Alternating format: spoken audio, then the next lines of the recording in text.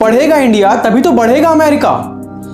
नमस्कार, वेलकम, वनक्कम। मैं अंकुश गुप्ता, आपका अपना द मोटिवेशन स्पीकर, आपका स्वागत करता हूं। आज बहुत ही जोश और जुनून और बहुत ही एक्साइटमेंट के साथ ये शेयर करना चाहूंगा कि पढ़ेगा इंडिया तभी तो बढ़ेगा अमेरिका। ये स्लोगन बहुत तेजी से ट्रेंड कर रहा है। रीजन एक ही है, पूरी दुनिया खाने पीने की चीजें एक्सपोर्ट करती है, पहनने की चीजें एक्सपोर्ट करती है और बाकी चीजें एक्सपोर्ट करती है, बट हमारा इंडिया सीईओ एक्सपोर्ट करता है। जैसे कि आपको पता है कि Sundar Pichai Google CEO, Satya Nadella Microsoft CEO, Raghuram VMware CEO, Shantanu Narayen Adobe CEO, Arvind Krishna IBM CEO.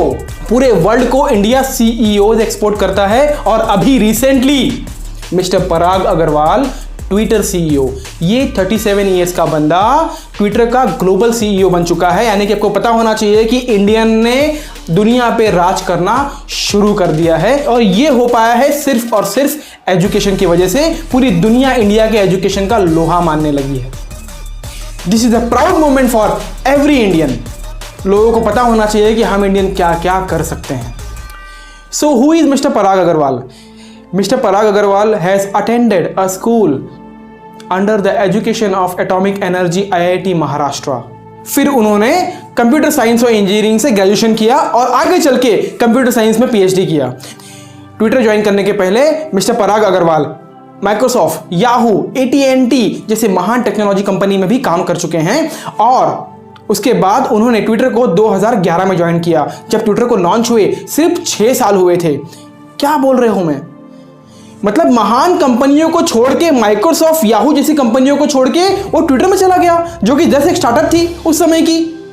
लेकिन इस बंदे को अपने आप पे भरोसा था, अपने आप पे विश्वास था कि मेरे पास जो टैलेंट है वो कहीं ना कहीं इस कंपनी के लिए काम आएगा। बिकॉज अगर आज वो माइक्रोसॉफ्ट या याहू में होता तो he is a part of crowd, वो एक भीड़ का हिस्सा होता। लेकिन अगर किसी स्टार्टअप में, किसी अपकमिंग कंपनीज में अगर आप अपने आप को आजमाते हैं, अपने टैलेंट को एक दिशा दिखाते हैं, तो बहुत ज्यादा चांस होता है कि आप भीड़ का हिस्सा नहीं, एक आइसोलेशन, एक वेरी इंपॉर्टेंट व्यक्ति बन के उभरे। जैसे कि मिस्टर पराग अग्रवाल ट्विटर के सीईओ बन के उभरे हैं। क्या आपको लगता है कि अगर वो माइक्रोसॉफ्ट में अभी तक होते तो सीईओ बन पाते? नहीं, उन्होंने अपने आप को चांस दिया, एक रिस्क लिया और आज वो यहां तक पहुंचे हैं। बिकॉज उन्होंने शॉर्ट टर्म गोल के बारे में नहीं सोचा, उन्होंने लॉन्ग टर्म गोल के बारे में सोचा और उन्होंने वो अचीव भी किया। 2011 में ट्विटर ज्वाइन करने के बाद 2017 में महज 6 सालों में ट्विटर ने उन्हें ट्विटर का CTO बना दिया, मतलब चीफ टेक्नोलॉजिकल ऑफिसर बना दिया, जहां पे वो ट्विटर की एडवर्टाइजमेंट से रिलेटेड कामों को देखा करते थे। आप लोगों को यह बात पता होना चाहिए कि किसी भी कॉर्पोरेट वर्ल्ड में जो अपर क्लास पीपल होते हैं, जो टॉप मैनेजमेंट के लोग होते हैं, जैसे कि CEO, global directors, board directors, CFO, उसके बाद CEOs आते हैं, CTOs आते हैं, कंट्री हेड, कंट्री प्रेसिडेंट, जितने भी लोग होते हैं, they are paid for making a decision, right decision. हाँ, राइट डिसीजन। बिकॉज काम करने के लिए वो नीचे के लोगों को हायर कर लेते हैं, लेकिन उस लेवल पे डिसीजन लेने के लिए वो इन बंदों को अपॉइंट करते हैं। आपको तो पता होगा कि नोकिया के डाउनफॉल के पीछे उनके टॉप मैनेजमेंट, उनके अपर क्लास पीपल का हाथ है। जब उन्होंने अपने घमंड में, अपने नंबर 1 होने के घमंड में, उन्होंने एंड्रॉइड को एक्सेप्ट नहीं किया और अपना खुद का विंडोज फोन लॉन्च कर दिया। लेकिन लोगों ने तो एंड्रॉइड एक्सेप्ट किया, उन्होंने अपने आप को चेंज नहीं किया, तो लोगों ने ही उन्हें चेंज कर दिया। और आज स्मार्टफोन इंडस्ट्रीज में हम नोकिया का नाम शायद ही कहीं सुनते हैं। इंडिया में मैंने एक और चीज देखी है कि इंडिया के जो कंपनीज हैं, जो कॉर्पोरेट वर्ल्ड है, वो हमेशा एक्सपीरियंस लोगों को हायर करती हैं। फ्रेशर्स को तो कभी चांस ही नहीं देती हैं अपना टैलेंट दिखाने का। और अगर आप एक्सपीरियंस हो और आपके एक्सपीरियंस में अगर 3-4 साल का गैप भी आ गया, अगर 2 साल का भी गैप आ गया ना, तो आपकी अगली टाइम जॉब पाने की जो स्ट्रगल है वो डबल हो जाती है।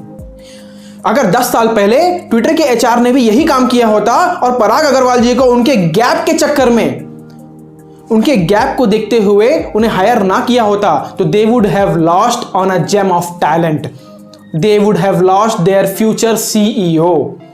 आपको पता होना चाहिए कि माइक्रोसॉफ्ट और याहू ज्वाइन करने के बीच में उन्होंने 8 महीने का गैप लिया। याहू से माइक्रोसॉफ्ट कॉर्पोरेशन ज्वाइन करने के लिए उन्होंने फिर से 9 महीने का गैप लिया। और माइक्रोसॉफ्ट कॉर्पोरेशन से AT&T जैसे नामक टेक्नोलॉजिकल कंपनी में ज्वाइन करने के लिए उन्होंने 9 महीने का गैप लिया। और AT&T से ट्विटर का CEO बनने तक उनके पास 12 महीने का गैप था, 1 साल का गैप था, बट ट्विटर के एचआर ने टैलेंट को देखा, उनके गैप को नहीं, उनके एक्सपीरियंस को नहीं। इन सब चीजों से एक बहुत बड़ा स्लोगन याद आता है, एक बहुत बड़ा सेंटेंस याद आता है जो मिस्टर विवेक बिंद्रा जी कहते हैं कि you never get paid for the time you spend in your company, you always get paid for the value you create for the company. आपका एक्सपीरियंस, आपका समय मायने नहीं रखता, आप कंपनी के लिए क्या बेनिफिट करते हो, आप कंपनी को कैसे बेनिफिटेड करते हो, वो मायने रखता है। और मेरे हिसाब से किसी भी कंपनी में क्रेडिट और प्रमोशंस टैलेंट की बेसिस पे मिलना चाहिए, ना कि सीनियरिटी की बेसिस पे मिलना चाहिए। बिकॉज बहुत से ऐसे लोग होते हैं जो 10 साल 20 साल 30 साल उसी कंपनी में उसी पोजीशन पे निकाल देते हैं because of they are in a comfort zone, because they are not creating the value, they are just spending their time in a company. और हमें इसी कीड़े को अपने कॉर्पोरेट इंडस्ट्री से निकालना है। तब देखना इंडिया तेजी से भागेगा नहीं, बहुत तेजी से दौड़ेगा, वो भी घोड़े की तरह दौड़ेगा, ग्रोथ की तरफ दौड़ेगा। डोंट यू थिंक कि इंडिया में वर्ल्ड लीडर बनने की पोटेंशियल है? मुझे तो डैम श्योर है, मुझे तो पक्का यकीन है कि इंडिया के पास वर्ल्ड लीडर बनने का पोटेंशियल है। बिकॉज इंडिया ने इतने सारे सीईओज दिए हैं वर्ल्ड को कि अगर वही सीईओज हमारे इंडिया में काम करना शुरू कर दे तो भाई इंडिया तो वर्ल्ड लीडर वैसे ही बन जाएगा। और इंडिया को वर्ल्ड लीडर बनाने के लिए अब हमें सिर्फ थोड़ा सा एक मॉडिफिकेशन करना पड़ेगा अपने स्कूलिंग सिस्टम से और अपने पेरेंट्स के माइंडसेट से। बिकॉज हम पेरेंट्स अपने बच्चों को एक ही चीज सिखाते हैं कि बेटा अच्छे से पढ़ाई करो ताकि आपको आगे चल के एक अच्छी सी कंपनी में एक अच्छा सा जॉब मिल सके। हम पेरेंट्स अपने बच्चों को ये क्यों नहीं सिखाते कि भाई बच्चों कुछ इनोवेट करो, कुछ रेनोवेट करो, कुछ आइडिया बनाओ, खेल खेल में अपनी कंपनी बनाओ, चल के आप 1000 लोगों की रोटी रोजगार का जरिया बन सको। We parents always create a job seeking people, we parents don't create a job creating people. Same चीज हमारे स्कूल सिस्टम से भी होनी चाहिए। स्कूल सिस्टम में एक लेवल के बाद एक सब्जेक्ट उसमें ऐड करना चाहिए, बिजनेस, नॉट इन एमबीए। छोटे लेवल से बच्चों को सिखाना शुरू करो, खेल खेल में अपनी कंपनी कैसे बनाते हैं, प्रॉब्लम माइंडसेट से हट के सॉल्यूशन माइंडसेट पे कैसे आते हैं, प्रॉब्लम में से अपॉर्चुनिटी कैसे ढूंढ के निकालते हैं, ये बच्चों को सिखाना चाहिए। और जिस दिन ऐसा होने लगा ना, then see the power of India and the power of Indian people. आपको एक बात पता होना चाहिए कि जनवरी 2021 से नवंबर 2021 तक के बीच में इंडिया में 69 प्लस स्टार्टअप्स हुए हैं। कोविड में भी स्टार्टअप्स हुए हैं और उसमें $10 बिलियन इन्वेस्टर्स ने इन्वेस्ट भी किए हैं।